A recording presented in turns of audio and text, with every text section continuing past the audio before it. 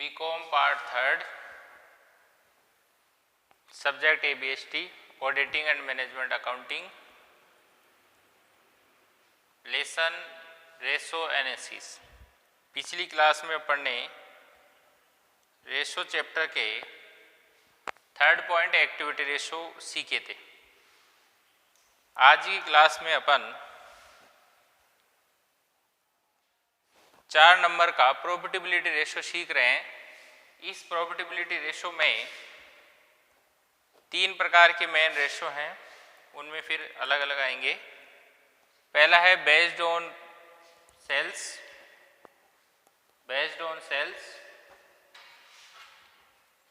ठीक है, और दूसरा है बेस्ड ऑन कैपिटल या इन्वेस्टमेंट, और तीसरा है based on earning and dividend. ठीक है, बेस्ड ऑन सेल्स के अंदर 5 रेशो है, बेस्ड ऑन कैपिटल या इन्वेस्टमेंट में 5 रेशो है, और based on earning and dividend में 6 रेशो है। ठीक है, बहुत आसान है। मैं आपको उस तरीके से समझाने की कोशिश करूंगा कि आपको सूत्र याद करने में ज़्यादा परेशानी नहीं आए, मतलब आराम से आपको सूत्र याद हो जाए। वैसे सूत्र होने में नोट्स में भी लिखे हुए हैं, पूरे सूत्र बिल्कुल डिटेल से लिखे हुए हैं, लेकिन मैं प्रयास करूंगा कि आपको ऐसा तरीका बताऊं जिससे आप सूत्र आसानी से याद रख सको। ठीक है, चलिए अपन स्टार्ट करते हैं। प्रॉफिटेबिलिटी रेशो में पहला है बेस्ड ऑन सेल्स, उसका फर्स्ट है ग्रॉस प्रॉफिट रेशो। आप अच्छी सी तरह से जानते हो कि ट्रेडिंग अकाउंट बनाते हैं, उसमें जो ग्रॉस प्रॉफिट आता है उसको ग्रॉस प्रॉफिट कहते हैं, अपन पता है। तो ग्रॉस प्रॉफिट रेशो का सूत्र है ग्रॉस प्रॉफिट बटा नेट सेल्स गुणा 100। ग्रॉस प्रॉफिट समझ गए होंगे आप, ट्रेडिंग अकाउंट से कैलकुलेशन होता है। और नेट सेल्स का मतलब है सेल्स माइनस सेल्स रिटर्न। यदि सेल्स रिटर्न है तो लेस कर देंगे, नहीं है तो कैसे करेंगे ना। ठीक है, तो सेल्स में से सेल्स रिटर्न घटाने बाद में नेट सेल्स बच जाएगी। फिर है नेट प्रॉफिट रेशो, ये P&L अकाउंट से कैलकुलेशन होता है। नेट प्रॉफिट रेशो का सूत्र हो गया नेट प्रॉफिट बटा नेट सेल्स गुणा 100, ये भी आपको आ गया होगा। थर्ड है operating profit ratio. Operating profit ratio का सूत्र है ऑपरेटिंग प्रॉफिट बटा नेट सेल्स गुणा 100। एक है ऑपरेटिंग प्रॉफिट रेशो का सूत्र है, इसका दूसरा सूत्र है 100 minus operating ratio. Operating ratio कैसे आएगा, यहाँ देखिए आप, 4 नंबर का रेशो ऑपरेटिंग रेशो इस तरह से निकलेगा, वो लाना है यहाँ पर। या फिर इसका ऑपरेटिंग प्रॉफिट रेशो, देखिए ऑपरेटिंग प्रॉफिट रेशो अलग है, ऑपरेटिंग रेशो अलग है ना।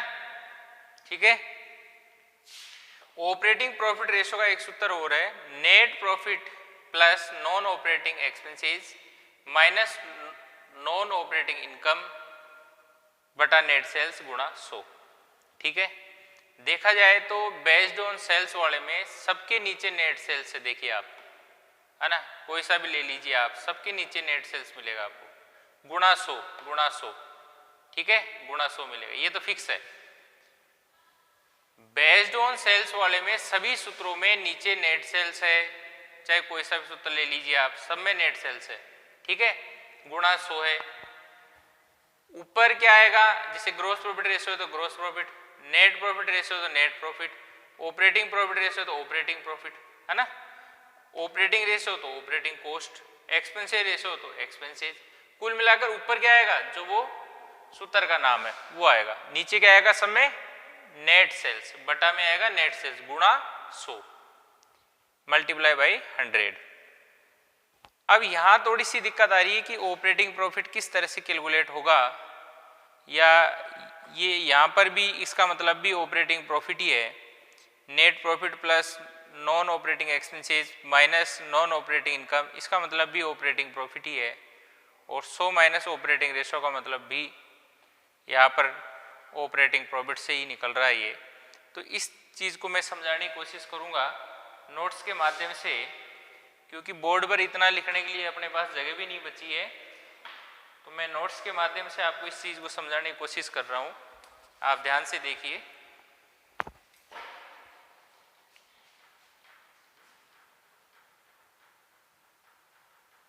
देखो इसमें आपकी यहाँ पर ग्रॉस प्रॉफिट आ चुका है, ठीक है, ये तो आप समझते हो ट्रेडिंग अकाउंट से कैलकुलेट होता है। इसके बाद में जब ग्रॉस प्रॉफिट आपका आ जाता है तो ऑपरेटिंग एक्सपेंसेस लेस कर दीजिए, ऑपरेटिंग इनकम जोड़ दीजिए, तो ये आपका ऑपरेटिंग प्रॉफिट आ जाएगा इस तरह से, ठीक है, समझ गए होंगे। मतलब ग्रॉस प्रॉफिट में ऑपरेटिंग एक्सपेंसेस घटा दें और ऑपरेटिंग इनकम अपन जोड़ दें तो ऑपरेटिंग प्रॉफिट आ जाएगा, ठीक है। अब वापस अपन को इस नेट प्रॉफिट से ऑपरेटिंग प्रॉफिट पर आना है, तो देखिए किस तरह से आएंगे। ऑपरेटिंग प्रॉफिट में नॉन ऑपरेटिंग एक्सपेंस लेस करते हैं और नॉन ऑपरेटिंग इनकम जोड़ते हैं, तब नेट प्रॉफिट आता है ना। तो नेट प्रॉफिट से अपन को ऑपरेटिंग प्रॉफिट पर पहुंचना है, तो नेट प्रॉफिट में जो चीज़ घट रखी है उसको तो वापस प्लस करेंगे और जो चीज़ जुड़ी हुई है उसको माइनस करेंगे। मतलब नेट प्रॉफिट में ये प्लस करेंगे, ये माइनस करेंगे, तो आप कहाँ पहुंच जाएंगे, ऑपरेटिंग प्रॉफिट में। ऐसा ही बोर्ड पर अथवा में जो सूत्र है उसमें कर रखा है। नेक्स्ट, ऑपरेटिंग रेशो क्या है। ऑपरेटिंग रेशो का सूत्र देखिए बोर्ड पर आप। ऑपरेटिंग रेशो का जो सूत्र है 4 नंबर का, बेस्ड ऑन सेल्स में देखिए ऑपरेटिंग कॉस्ट बटा नेट सेल्स गुणा 100। तो ये ऑपरेटिंग कॉस्ट आती कैसे है, ठीक है, ऑपरेटिंग कॉस्ट कैसे आती है। अब आप नोट्स में देखिए, जो आपका कॉस्ट ऑफ गुड सोल्ड आ गया, मतलब नेट सेल्स में से ग्रॉस प्रॉफिट घटाने के बाद में यहाँ पर जो कॉस्ट ऑफ गुड सोल्ड आ गया ट्रेडिंग का, उसमें आप ऑपरेटिंग एक्सपेंसेस जोड़ दीजिए और ऑपरेटिंग इनकम आप घटा दीजिए, तो ये आपका ऑपरेटिंग कॉस्ट आ जाएगी, है ना। नेट सेल्स में से ग्रॉस प्रॉफिट आप घटा दीजिए, कॉस्ट ऑफ गुड सोल्ड आ जाएगा, कॉस्ट ऑफ गुड सोल्ड में ऑपरेटिंग एक्सपेंसेस जोड़ दीजिए, ऑपरेटिंग इनकम आप घटा दीजिए, तो ऑपरेटिंग कॉस्ट आ जाएगी। समझ गए आप। तो ऑपरेटिंग कॉस्ट क्या है, एक तरह से ऑपरेटिंग जो प्रॉफिट है ना, उसको अपन ने 100 मान लिया, उसमें से ऑपरेटिंग कॉस्ट यदि लेस कर देंगे तो ऑपरेटिंग प्रॉफिट, मतलब पूरा जो प्रॉफिट है उसको अपन ने देखिए ऑपरेटिंग रेशो ऑपरेटिंग कॉस्ट बटा नेट सेल्स गुणा 100 है, ठीक है ना।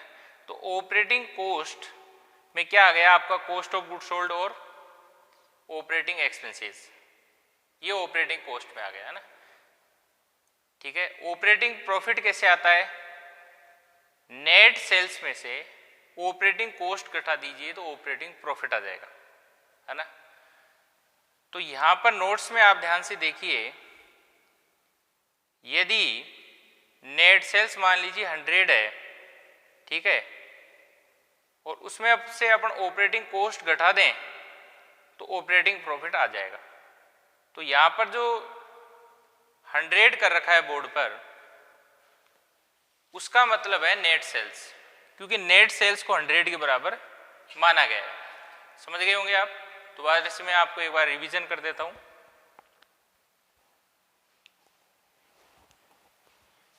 ये तो आप समझ गए होंगे कि ऑपरेटिंग प्रॉफिट बटा नेट सेल्स गुणा 100, ऑपरेटिंग प्रॉफिट कैसे आएगा, ग्रॉस प्रॉफिट में ऑपरेटिंग एक्सपेंस से घटा दिए, ऑपरेटिंग इनकम आप जोड़ दीजिए तो ऑपरेटिंग प्रॉफिट आ जाएगा, ठीक है। तो 100 यहां पर किसको माना गया है, नेट सेल्स को। तो नेट सेल्स में से ऑपरेटिंग रेशो का मतलब है नेट सेल्स का ऑपरेटिंग कॉस्ट कितना है, ठीक है। और नेट सेल्स में यदि ऑपरेटिंग कॉस्ट घटा दें तो ऑपरेटिंग प्रॉफिट आता है ना। तो नेट सेल्स है इसका मतलब 100 का मतलब, ऑपरेटिंग कॉस्ट है इसका मतलब। तो नेट सेल्स में से ऑपरेटिंग कॉस्ट घटा देंगे तो ऑपरेटिंग प्रॉफिट रेशो आ जाएगा, ठीक है, क्योंकि ऑपरेटिंग रेशो का मतलब है ऑपरेटिंग कॉस्ट। नेक्स्ट, अभी मैंने आपको बताया था कि नेट प्रॉफिट से आपको वापस ऑपरेटिंग प्रॉफिट पर आना है। जैसे ऑपरेटिंग प्रॉफिट से अपन को नेट प्रॉफिट पर जाना है तो नॉन नॉन ऑपरेटिंग एक्सपेंस से घटाएंगे, नॉन ऑपरेटिंग इनकम जोड़ेंगे। तो नेट प्रॉफिट से वापस ऑपरेटिंग प्रॉफिट पर आना है तो नेट प्रॉफिट में जो चीज़ आपने घटा रखी है उसको जोड़ेंगे, यानी नॉन ऑपरेटिंग एक्सपेंस से प्लस करेंगे और नॉन ऑपरेटिंग इनकम माइनस करेंगे, तो आप किस पर पहुंच जाएंगे? ऑपरेटिंग प्रॉफिट पर। तो इसका मतलब भी यही होता है नेट ऑपरेटिंग प्रॉफिट, इसका मतलब भी ऑपरेटिंग प्रॉफिट ही होता है। 100 का मतलब नेट सेल्स है, ऑपरेटिंग रेशियो का मतलब ऑपरेटिंग कॉस्ट का परसेंटेज है सेल्स से। नेक्स्ट ऑपरेटिंग रेशियो आप समझ गए होंगे, ऑपरेटिंग कॉस्ट बटा नेट सेल्स गुणा 100। ऑपरेटिंग कॉस्ट कैसे आती है आप समझ गए होंगे, कॉस्ट ऑफ गुड्स सोल्ड में ऑपरेटिंग एक्सपेंसेस जोड़ना है और ऑपरेटिंग इनकम घटाना है, तो ऑपरेटिंग कॉस्ट आ जाएगी। एक्सपेंसेस रेशियो कैसे आएगा? एक्सपेंसेस कोष्टक में by name divide net sales गुणा 100। तो expenses by name, expenses by name का मतलब है कि उस एक्सपेंसेस का नाम आएगा, जैसे सैलरी है तो सैलरी डिवाइड नेट सेल्स गुणा 100, मतलब नेट सेल्स का सैलरी कितना परसेंट है ना। कमीशन है तो कमीशन बटा नेट सेल्स गुणा 100, इसका मतलब कमीशन नेट सेल्स का कितना परसेंट है। इसी तरह से मान लीजिए डिस्काउंट है तो डिस्काउंट बटा नेट सेल्स गुणा 100, यानी नेट सेल्स का डिस्काउंट कितना परसेंट है, कुल मिलाकर उस खर्चे का नाम आ जाएगा। जैसे सैलरी रेशो है ना, commission ratio, discount ratio, rent ratio, कोई भी खर्चा है उसका रेशो अपन निकाल सकते हैं कि नेट का वो कितना, नेट सेल्स का वो कितना परसेंटेज है।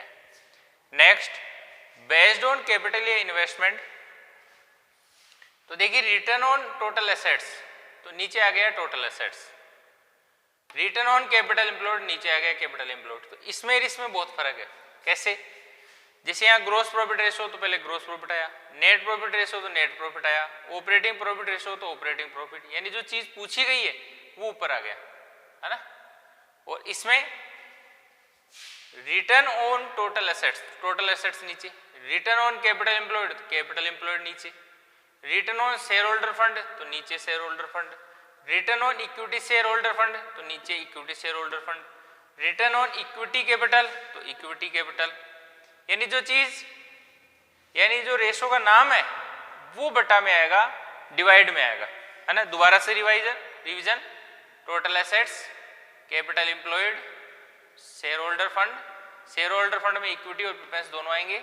इक्विटी शेयर होल्डर फंड में देखिए दोबारा से मैं आपको बता देता हूँ, शेयर होल्डर फंड में equity share capital plus preference share capital plus reserve and surplus आएगा, और रिजर्व एंड सरप्लस जहाँ प्लस हो गया वहां से फिक्टिशियस एसेट्स माइनस होगा, ये आपको ध्यान रखना है। फिक्टिशियस एसेट्स में क्या होता है वो आप अच्छी तरह जानते होंगे, discount on issue of share, discount on issue of debenture, प्रीमिलरी expenses, underwriting commission, P&L का DR बैलेंस, ये सब चीजें होती है ना, जो सब नोट्स में लिखा हुआ है।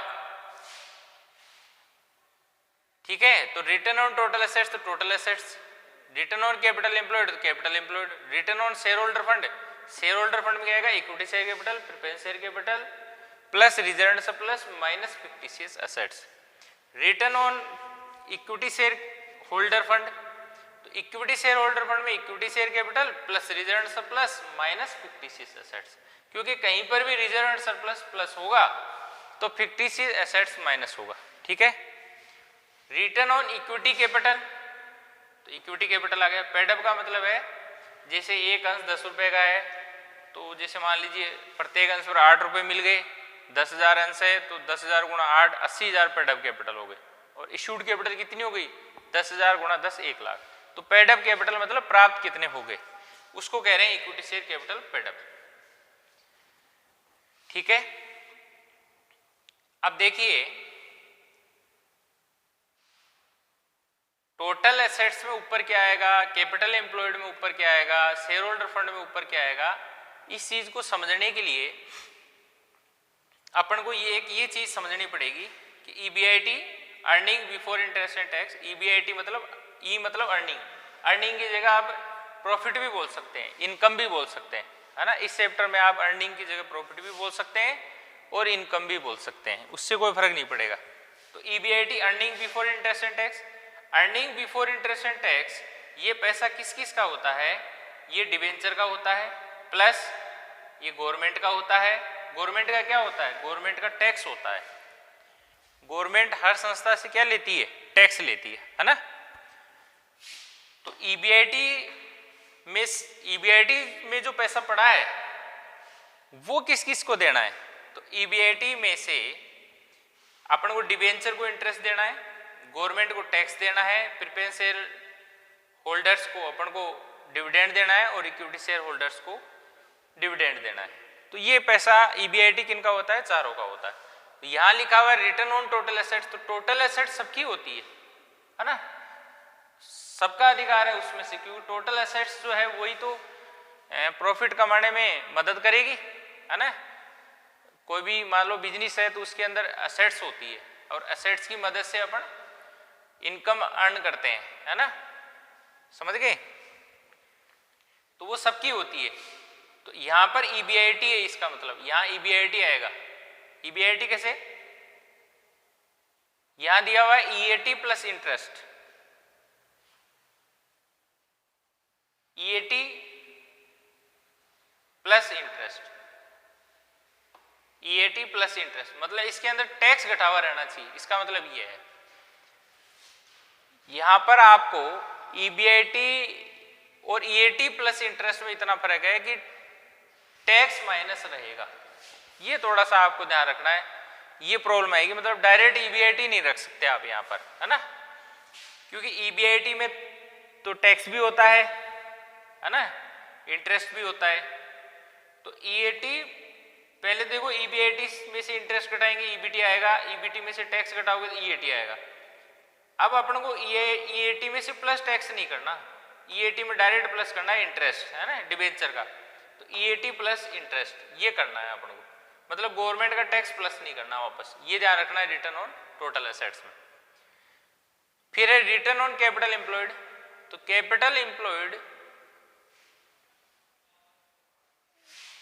एम्प्लॉयड का मतलब होता है equity share capital, preference share capital, है ना, रिजर्व एंड सरप्लस, मतलब internal liabilities plus long term liabilities. Long term liabilities में बैंक लोन, डिबेंचर, वो सब आ गए, है ना।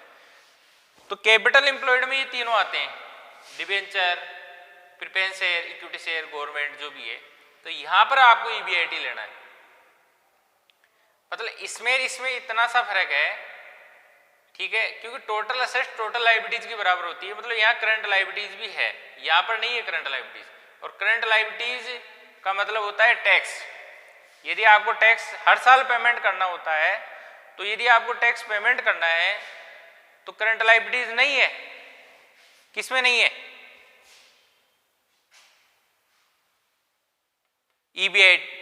कैपिटल एम्प्लॉयड में, है ना। और टोटल एसेट्स में तो टोटल लायबिलिटीज के बराबर होता है।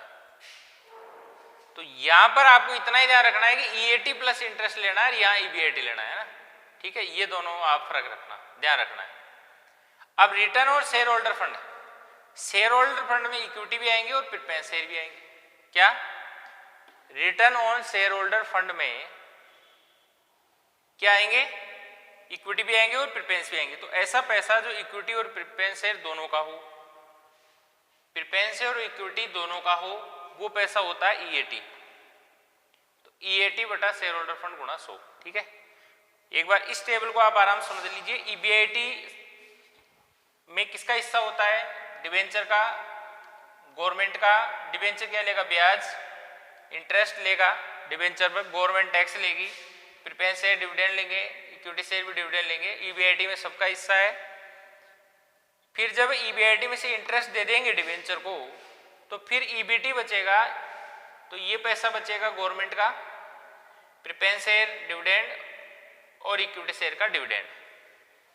जब ईबीटी में से टैक्स दे देंगे तो ईएटी बचेगा। ईएटी किसका बचेगा? प्रेफरेंस शेयर का और इक्विटी शेयर का, ठीक है ना। और फिर इक्विटी ईएटी में से प्रेफरेंस शेयर डिविडेंड दे देंगे, प्रेफरेंस शेयर को डिविडेंड दे देंगे, तो profit available for equity share holder, यानी ये पैसा किसका बचेगा? इक्विटी शेयर का, ठीक है ना। तो आप ये ध्यान रखना, रिटर्न ऑन टोटल एसेट्स में ईएटी प्लस इंटरेस्ट करना है, मतलब वो टैक्स घटा हुआ रहना चाहिए। रिटर्न ऑन कैपिटल एम्प्लॉयड में ईबीआईटी लेना है, और return on share holder fund में आपको ईएटी लेना है। शेयर होल्डर फंड का मतलब है इक्विटी और प्रेफरेंस दोनों। तो यहां देखिए इक्विटी और प्रेफरेंस दोनों का क्या होता है? ईएटी, ठीक है। Return on equity share holder fund, equity share holder fund में आता है equity share capital plus reserve surplus minus fictitious assets. तो इक्विटी शेयर होल्डर फंड, तो equity share return on equity share holder fund, तो equity share में का क्या होता है, केवल ईएटी में से प्रीफरेंस शेयर डिविडेंड लेस करेंगे तो profit available for equity share holder, ये होता है ना इक्विटी शेयर का। तो EAT minus preference share dividend, EAT minus preference share dividend कह दो या profit available for equity share holder कह दो, ठीक है। Next, return on equity capital, तो इसमें भी वही आएगा EAT minus preference share dividend, EAT minus preference share dividend, क्योंकि यहाँ पर भी इक्विटी का है, यहाँ पर भी इक्विटी का। फर्क ये है, यहाँ इक्विटी शेयर होल्डर फंड है तो नीचे इक्विटी शेयर होल्डर फंड आएगा, यहाँ इक्विटी कैपिटल है नीचे इक्विटी कैपिटल आएगा, ठीक है। Next, based on earning and dividend, ये based on earning and dividend ये पूरे के पूरे रेशो इक्विटी के, ये ध्यान रखना। इक्विटी शेयर के है पूरे के पूरे रेशो, क्योंकि ये बात सबसे जरूरी है कि ये रेशो किसके हैं, इक्विटी के। कैसे पता चला, देखिए number of equity share, number of equity share, number of equity share, है ना, क्या है, number of equity share, number of equity share, number of equity share, मतलब ये रेशो किसके हैं, इक्विटी के, इक्विटी से रिलेटेड है। देखिए बुक वैल्यू पर शेयर है तो इक्विटी शेयर होल्डर फंड लेना है ना। पहले मैंने बता दिया कि based on earning and dividend वाले जो सूत्र है वो किसके हैं, इक्विटी से संबंधित। तो बुक वैल्यू पर शेयर में ऊपर क्या लेंगे, इक्विटी शेयर होल्डर फंड।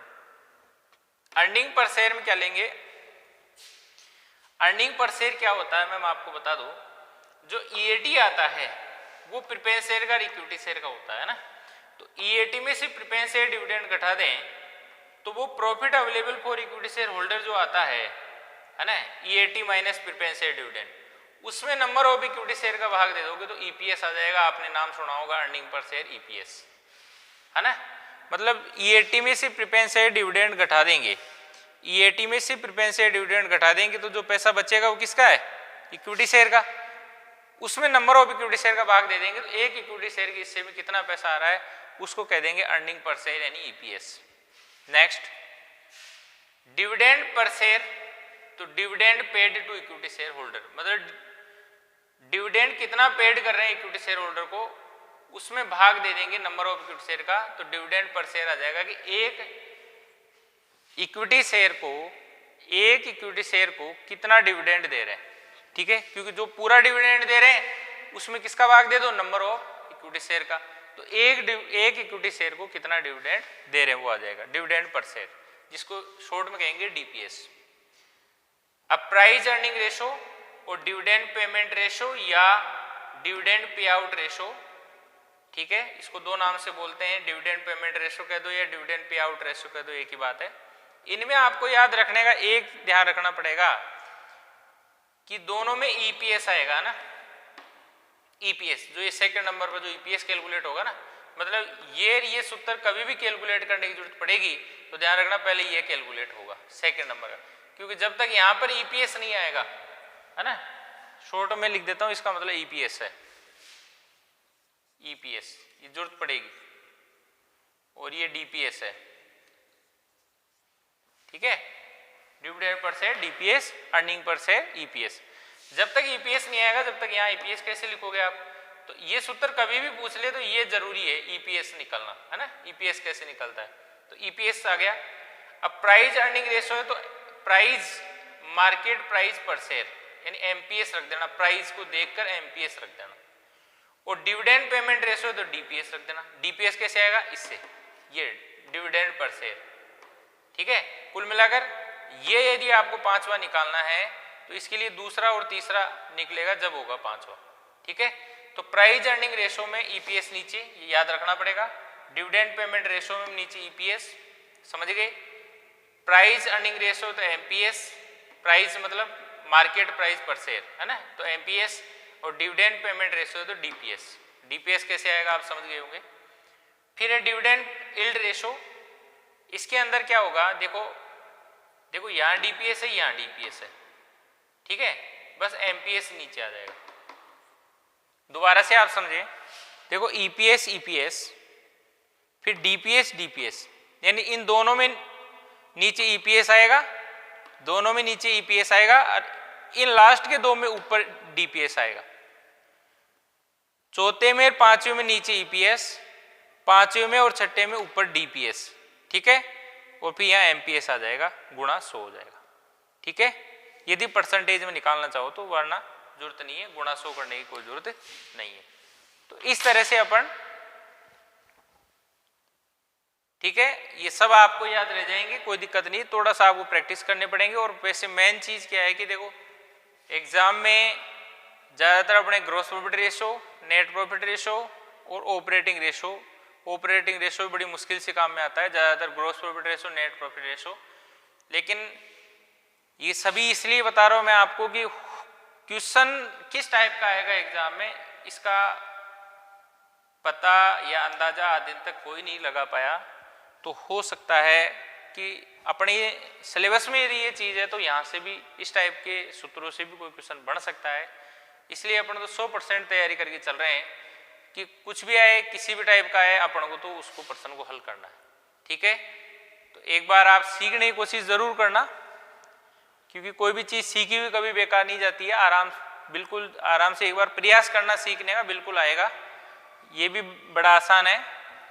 यदि अपन आराम से देखें तो बेस्ड ऑन सेल्स में नीचे सब में नेट सेल्स आ रहा है ना, और बेस्ड ऑन कैपिटल या इन्वेस्टमेंट में जो सूत्र का नाम है वो नीचे आ रहा है, जैसे टोटल एसेट्स, कैपिटल एम्प्लॉयड, है ना, share holder fund, equity share holder fund, return on equity capital, इस तरह से आ रहे हैं ना। ये इक्विटी के पूरे number of equity share, number of equity share, number of equity share, है ना, इस तरह से, समझ गए। फिर ध्यान रखना यहाँ पर ईपीएस ईपीएस आएगा नीचे, है ना, फिर ऊपर डीपीएस है, यहाँ डीपीएस यहाँ डीपीएस आएगा, ऐसे याद रखना है। फिर ऊपर एक डीपीएस का एक ऊपर एमपीएस निकला हुआ ना, यहाँ जो एमपीएस आएगा मार्केट प्राइस पर शेयर, वो क्वेश्चन में दी भी होगी आपको, है ना, वो रख लेना है ना, एमपीएस यहाँ पर गुणा 100 परसेंटेज में निकालना हो तो, ठीक है। और प्राइस अर्निंग रेशो है तो मार्केट प्राइस पर शेयर, और डिविडेंड पेमेंट रेशो तो डीपीएस, इस तरह से करना आप, ठीक है।